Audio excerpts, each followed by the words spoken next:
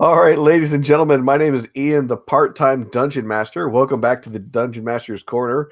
I'm joined by Luna, the shit poster, the artist, the back on her bullshit individual herself from That's me. Twitters, and our estranged friend Kelker, who does not exist on the internet. We're pretty sure he's either a lizard man or a weasel. We're not sure as to which, but he's known also as the Living Handbook. Because, Ian, what were you just happening to be reading? I was happy to be reading the Dungeon Master's Guide, and he was 2 pages off, but he guessed the exact page I was on.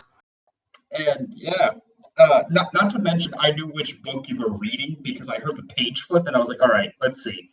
Logically, he wouldn't be looking at the player's handbook because that doesn't involve today's topic. Monster manual, maybe. Nope, it's probably going to be that Dungeon Master's Guide. Now, if you'll excuse me, I have to go memorize Pathfinder. You're not getting away that easy. Oh, I'm actually starting to get into Warhammer. I'd kill someone to get into a game of Warhammer. Like, oh god, I've been playing Wartime a lot. Ooh. I thought about us. I actually just recently picked up the Warhammer games for the RTSs for Steam. They were on sale, so I've got the first Total Wars. Oh, yep. Oh, you got the Total Wars? Oh, those ones. Actually, I think I got those in the Warhammer 40k ones. Oh, yeah. But yes, speaking of worlds that are sci-fi filled with terrible, terrible things, we decided that we were going to work together and essentially talk about the subject of world building, creating your own homebrewed world. And today's was on Landmasses, or at least that's what we're going to start on, and essentially how we go about creating our own worlds and trying to make it as either realistic or, in some people's cases, as unrealistic as possible. Because I'm remembering there was one that I saw where it's like the moon is being held up by a tree to keep it from crashing into the planet, and I'm just thinking, that's not how physics work. But it's an interesting idea. Similar manner. Similar manner. I've seen where the moon is trying to get away, so they had to chain it to the Earth. Similar with the sun. So basically, their planet is on two sets of chains, and the chains just like bend and swirl with the two, celestial beings. That's not how that works. It's magic. Shut up. That's fair. When it comes to like these fantasy settings, it's really easy to just slap on like your explanation of it's magic. A wizard did it. Shut up. Let's move on. But why do these mountains float? Because yada yada, gods fought, bullshit happened. Shut up, your god did it. Oh, but for overall world building, as far as like getting started, a lot of people want to start smaller, and they're like, "Oh, I'll just start with a simple town." For me, it's easier actually to draw out like the continent that the players are going to start out on. Like, where on this map are they, relative to like the nearest largest city or the city that they're in, where is it located in the grand scheme of things. So at least having like some information as far as like any nearby mountains, forests, maybe a ravine, or is it close to the ocean, or so on.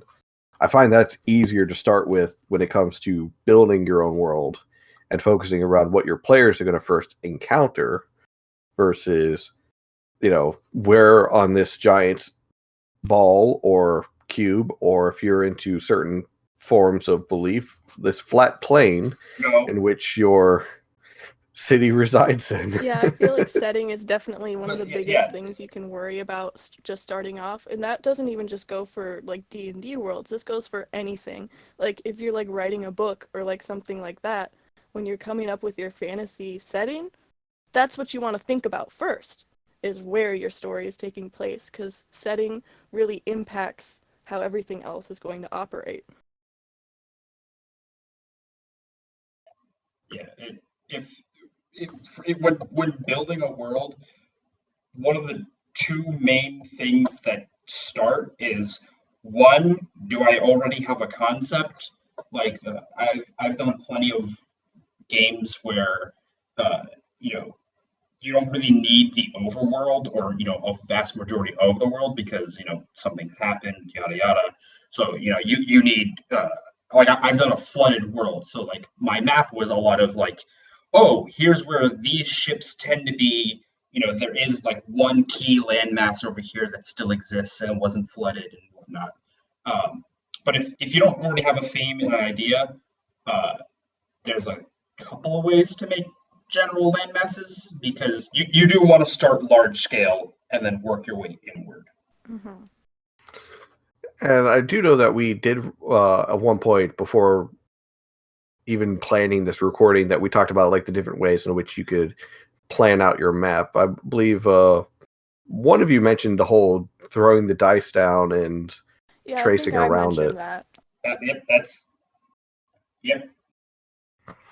Did you end up doing that? Not yet, but I was gonna plan on doing that today. Yeah, way to catch her off guard. Like, remember, I forgot this was happening today. I was sleeping.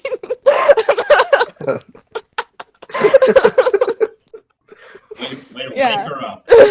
Right, just splashing. Honestly, it was probably a good thing because I would have slept till noon anyway. So. Well, gee, you need a dog that's going to wake you up early in the morning. Yeah. That's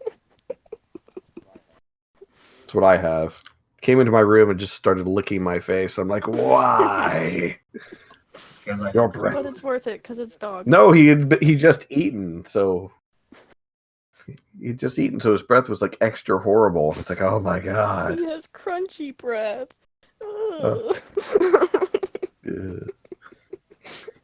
I'm sorry. I know what that's like. Like my cats, they'll eat their food. And it's like nowhere near as bad as like a dog, but they'll eat their food, and then they'll immediately come and like meow or something like close to my face. You can just smell their like food, and I call it crunchy breath.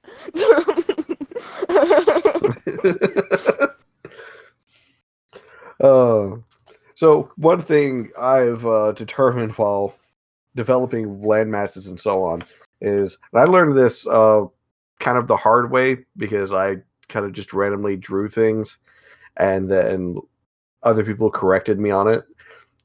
Rivers flow outwards, everybody, not inwards. So do remember that. Well, correction. They flow from highest point to lowest point. So a lot of the time they do flow away from mountains and into a lake, or they'll flow from a lake to other things. But very rarely do you watch like a lake split or a river split in two and flow in two separate directions. Oftentimes it's two directions flowing into one. Mm-hmm. Yeah. And then, what's a good example? I think the Nile River is a good example of that. It's actually two rivers that flow into the Nile from the mountains and then out into the ocean. Yeah, I think so. So, also another key thing to remember also is trees. For the love of God, mark your forests. We like to know where we get our wood from. Honestly, something that I like to recommend is don't be afraid of using a reference.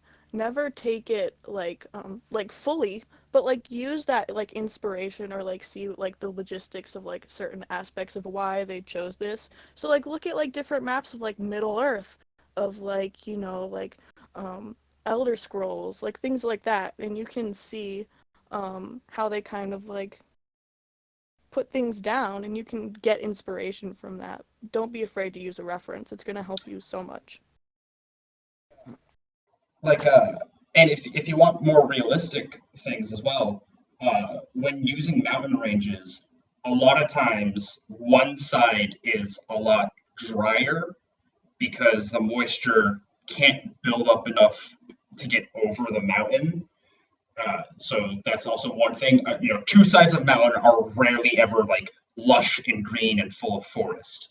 That's not to say it can't happen, because we are talking about a fantasy world or a sci-fi world and terraforming and magic and whatnot. But if you want more realism, what two sides of a mountain range are not going to be beautiful and full of green? One might actually have too much moisture and become a swampland. Or desert even, because there's not enough moisture, and then it just Yeah. And like take a look at like where your sun is coming And then from and stuff like that, because that can change things too. And then, speaking of the idea that you had of like using references, I won't lie. The first time I dungeon mastered, I kind of used a haphazard throw together that was heavily influenced by the Elder Scrolls Morrowind map. So, yeah, originality is a super important thing when you're first starting out. But, it definitely does help that if you're able to take inspiration, like you said.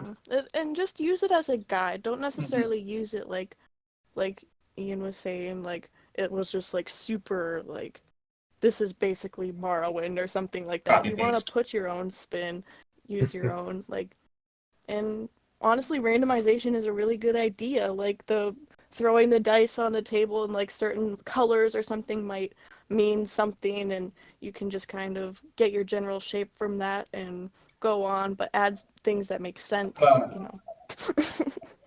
I had one person say that anywhere the D4s landed were mountains, which I thought was pretty fun, because I watched the person throw the things, and like his whole coastline was nothing but mountains, and he was like, well then, that's interesting. And anyway, it came out as a pretty cool map. One of the things that I'm currently doing with a couple of friends of mine is I don't remember who created the game, so apologies for whoever knows this. A game called Dawn of Worlds, where you and your fellow players play as gods, and you gather power points and you alter the land masses before you, and you bring races into creation and avatars and catastrophes and events. That's really cool. It not only it not only does it shape the land before you, but also gives you the world history and things, and and when all said is done, drawing a map is fun. You don't have to be super artistic. I mean, all three of us have drawn maps before. I use Incarnate. I know Tulip or Luna. Names Luna has used Incarnate. I've used Incarnate. And I know that Ian's dog ate his homework. So.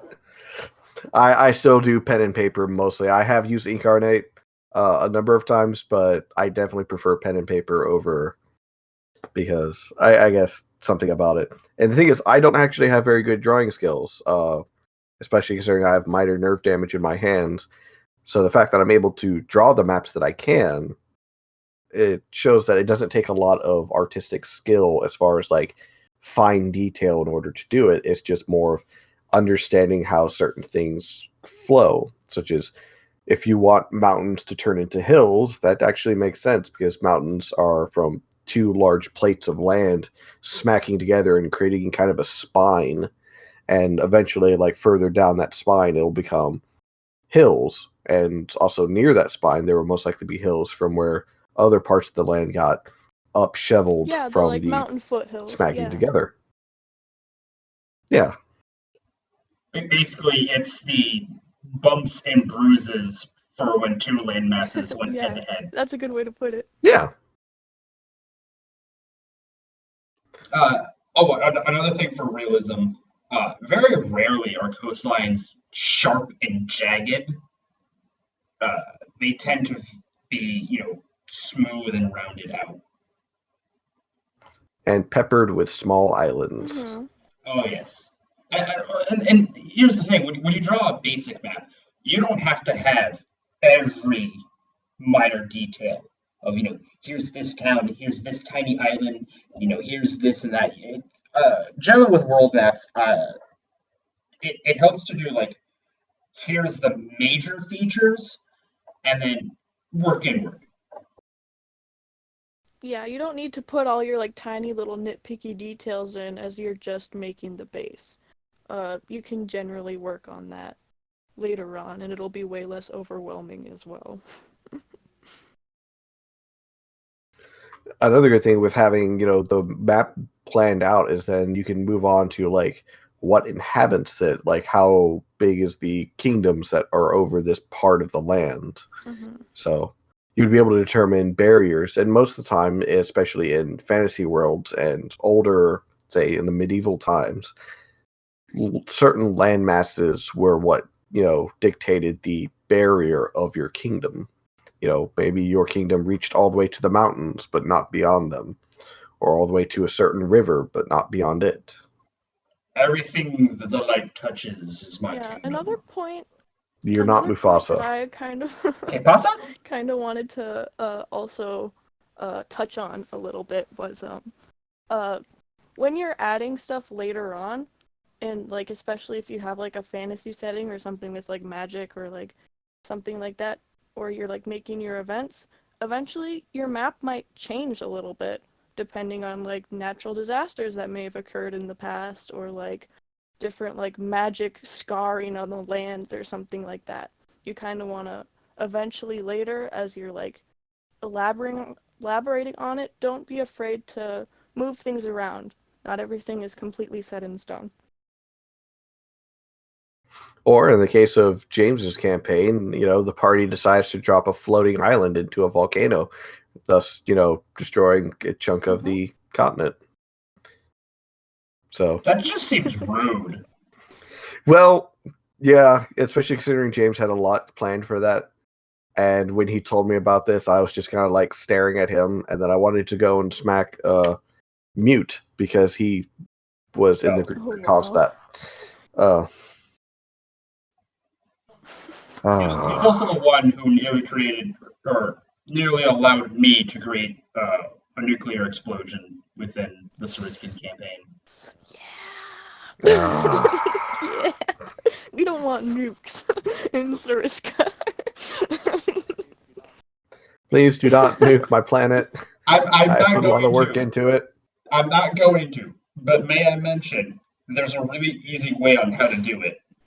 I know, you have mentioned it. Yep, no. It involves a lot of fireballs, and I mean, if you're a high enough level, delayed fireballs. Everyone else just should have also got a potion of Storm Giant Strength. That's all I'm saying. Everyone just should have gotten one. Had you given it to Isaac, I'm pretty sure Isaac could have like distilled more of it. If I'm being completely honest, I forgot what happened to it. I don't know where it is anymore. I know it wasn't in my hands for like a really long time. So we gave it to Aegis. It wasn't in my hands as soon as I got it. So from the castle. Yeah, as soon as you got it, Kiana took it away from you. I'm 26.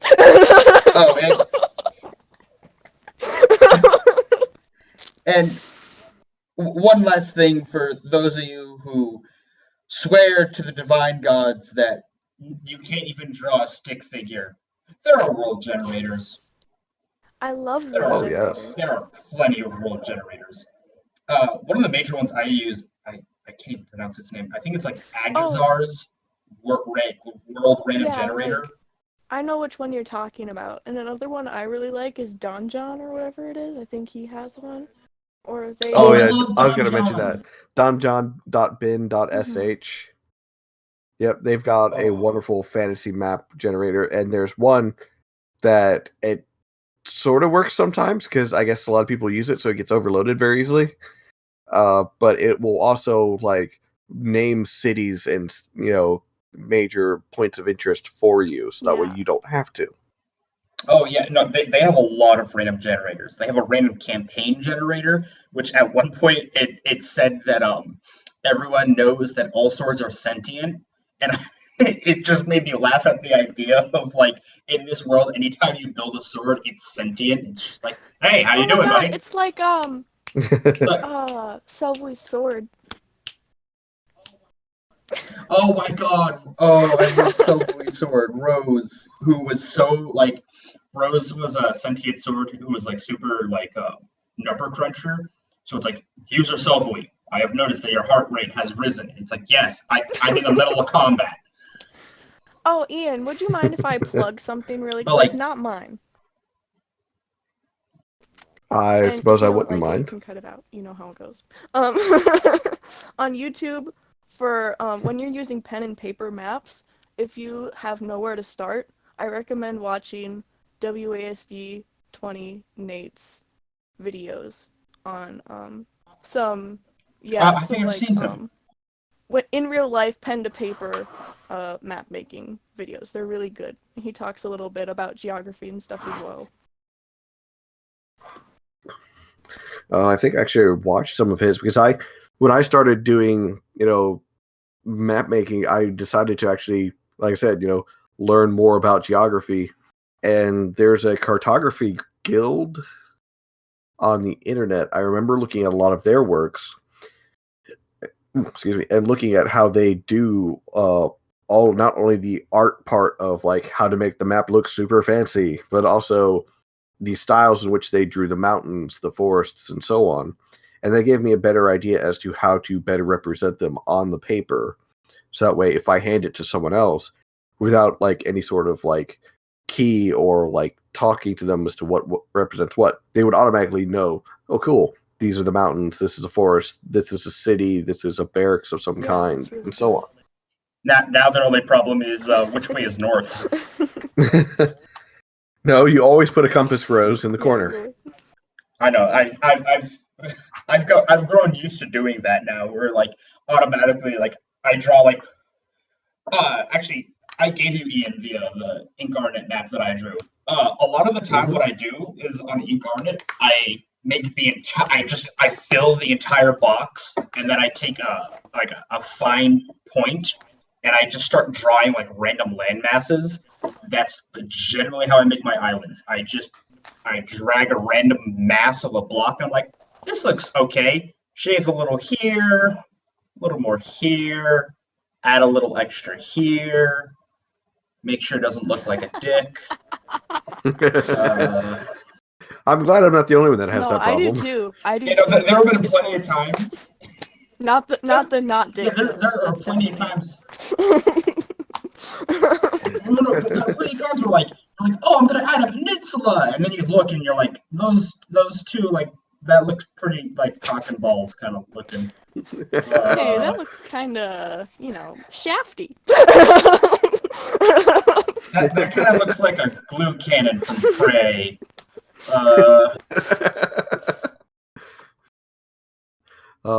Back to the testicular cannon. Okay, so Ian, I actually found one of my old maps that I made using the throwing the dice down method, and it's really shit, so that's why I'm gonna send it to you. You can I made this like 2 or 3 years ago when I was first starting. So okay, I'm gonna send this to you right now. Alright, I'm re-looking at the Mimic, and this thing looks like a fucking tarantula. Oh god. I mean, if I was going to have like mimics in my world, I want them to be unique. What does they truly look like? Because they're always hiding as something else. So, yeah. Anything else we have to touch on landmasses? Let me think. We covered lakes. Oh, specialty landmasses. Oh, that's right. I've recently started adding plateaus within my world, canyons that people are living in, salt flats, and like geyser activity areas. Definitely get creative. Yeah, don't just have like there's forest, swamp, mountain, lake, plains. Done. No, make, like you said, specialty areas that are unique and different. Yeah, like you could have like yes, A this area forest is of crystallized trees or something like that. Don't be afraid to go nuts. I would do it. what's wrong with a forest of Huh? crystallized trees? Nothing until the lightning starts arcing between them, and then Yeah, you get wouldn't it be zapped. crazy? But it would be cool. Yeah, no, that would full well be the kind of place where like a wizard's like, hey, so I need you to go into that wood and like collect me a special tree sample, but try not to die. That's what adventures are for. Expendable mercs. Yes. It's kind of how it works. Think about it. That's kind of how all groups start as, Screw you for saying that's shit. Yeah, I mean, that's not bad. Like, sure, the snake and the ship is cartoony, but like, So it's damn. busting down rain. So if you can hear that, I deeply apologize. Yeah, very faint. I only hear it when you talk, Okay. so. Whisper everything. Oh, But yeah. also, like, even you mentioned a floating island, floating mountains. Yeah. Have a reverse waterfall. It's called an upstream. Oh, I feel like that's from an anime now that I say that. It might be.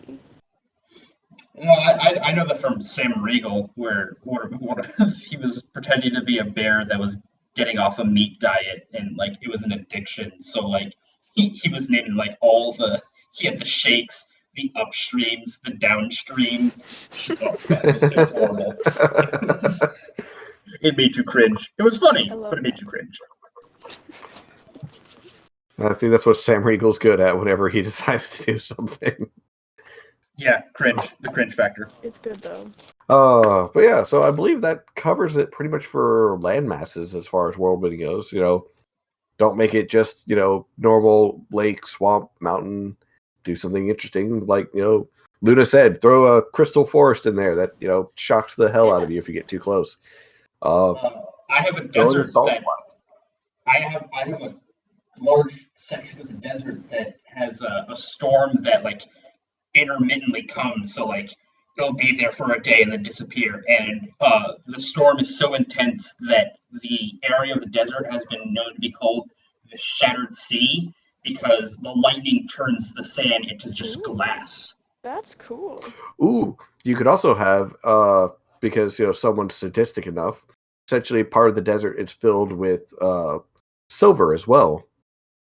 So there's like little grains of silver mixed in with the sand. So no, I had something a lot worse. I was thinking magic reflection. I had at one point a part of the desert that was known as the Black Sand Sea because naturally occurring would be gunpowder. Ooh. Oh God. So like that place had like cannons all along the walls because there was a large city right next to like where it would start, and the like main export was distilled gunpowder. But like their whole thing was like, please, no one light torches, no one light fires. They had to be a little creative because like I wrote this so like the whole desert wouldn't explode, but like if you were to drop a match, like a large circular section would just ignite instantaneously. Okay, so maybe like what would you say, like what, 30 feet or something? It was something like, depending on how big the fire was, like a singular like lantern probably created like 30-foot explosion. That's cool. I like that. Not to mention I can only imagine the shattered glass that'd be also shooting into you. I can only imagine all the people with miner's lung or something from all the no, so dust actually in the air. I think we'll touch on this later, but one of the diseases they had was a desert lung, where the cure for it was just natural clean water, but along the outer slums they didn't have access to that, so they would be riddled with desert lung, which caused their eyes to become super glassy. Their skin would become like super dried out and like flaky and husky. They'd constantly moan, and they basically looked like living mummies. That's awful. It was terrifying. See, It also it also helps that only one player came from the area, because when you describe a bunch of people moaning and shambling towards you, begging for something, their first instinct is to kill it. Yeah. It's a mummy. No, it's not. This does bring up a very good point. Also, that your landmasses, especially the much more fantasy or strange ones, would also determine who lives there. Oh yeah. Like, how would they live there? And so that's just something you have to essentially think about when you're planning out the world. And if you're going to put a city next to it, how is that city going to survive in this particular biome? If they're out in the desert, hopefully they're next to an oasis or a large well of underwater or underground water. If they're out in the swamp, have clerics who just every day summon And if you water. can't think water. of like a reason, if they live out in well, it's probably like a Badlands or something, and maybe some like it's meant for adventure, or like people don't advise you going there because it's unlivable. Yeah. Oh God, all I can think of is someone. If you lived in the swamp, I hope to God you've got like insect repellent, like gallons and gallons of insect repellent. You're gonna need some Batman shark repellent, but for massive Yeah, you're mosquitoes. gonna have like Alaska Yeah. mosquitoes. It's like, hey, buddy. Since when did rapiers fly? What do you mean, since when did rapiers fly?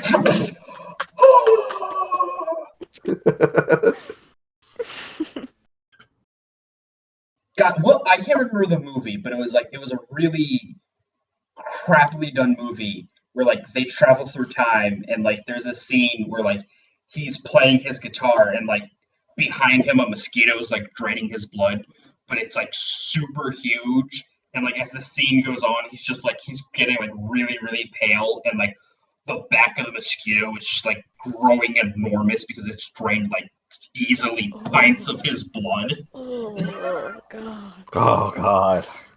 Yeah, no, it was. I don't remember the name of the movie. It was a really weird movie. Like, I'd hate just to see the listening to that spiders. makes you like tense up, and so like I can only imagine like seeing something like that. Ugh. I mean, it was a comedy, But just like in real life, like could you imagine seeing something like that? Oh God. Get That's the why I flamethrower. stopped living on this planet. That's why I accept the Mars opportunity. It's the mosquitoes from Jumanji. Oh God. Yeah, the mosquitoes from Jumanji. Which, by the way, Jumanji had some awesome plant life. Like, as an idea. Not like I'd love to have it, because those things are terrifying and deadly, but like, put that in your world.